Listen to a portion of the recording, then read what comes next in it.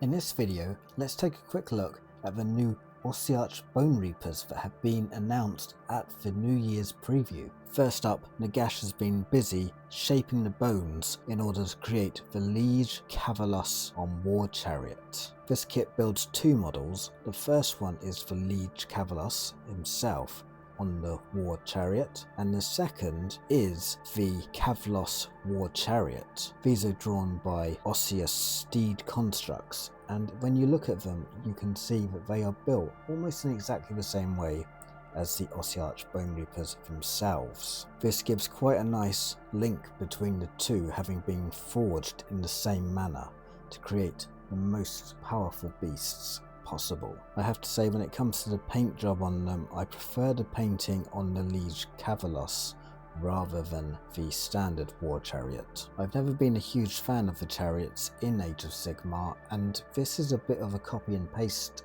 in my opinion of the Stormcast Eternals one, so I think I would go as far as to say that this is my least favourite miniature in this range. However, I know that chariots are incredibly good in terms of their rules, so I'm sure they'll see lots of play. Next up, we have the Liege Mortek. He acts as a lieutenant to the Liege Cavali, and in the pecking order they are much higher than the Hecatos and able to control a much more vast range of troops. I like this model. It gives me kind of like a Roman soldier kind of vibe with him. He's got a little crow bird thing flying off of the tactical rock as well, which, you know, crows are all to do with death, or is it a raven? Who knows? But it's a little skull bird and it looks pretty cool. I am a huge fan of skeletons that have got armor, so Bonereapers are a faction that I quite like, and this model is suitably imposing to be standing and leading the troops going forward. He has some alternate builds as well, and actually I really like all three versions of the head that you can use with this model, which is quite good because then maybe you'd be tempted to pick up three of them and have different weapon loadouts and different heads. The main part of this release for the Ossiarch Bonereapers is the Mortek Triaxes. Finally, we have some shooting for the Bonereapers. This now means that you can create your force to be an up-close combat force, a shooty force that takes your enemy out at distance, or a combination of both. Gives you some great options, whereas before the shooting from this force was a little bit lacking. The models themselves are very good, and I like the little detail that where most people close one eye to shoot their bow and aim, their eye socket is missing.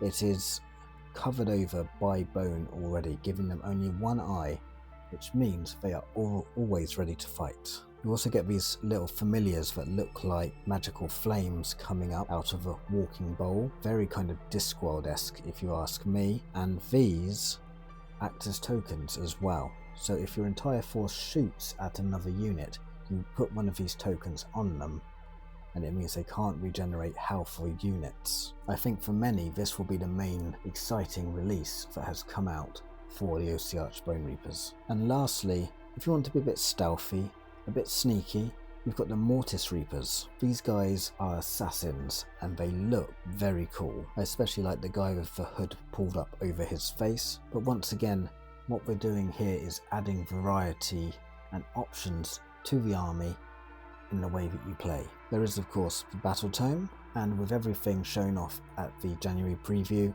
you've also got a battle force. The battle force is focused around Arkham the Black, and he has got his own little personal army, and that is what the battle force consists of.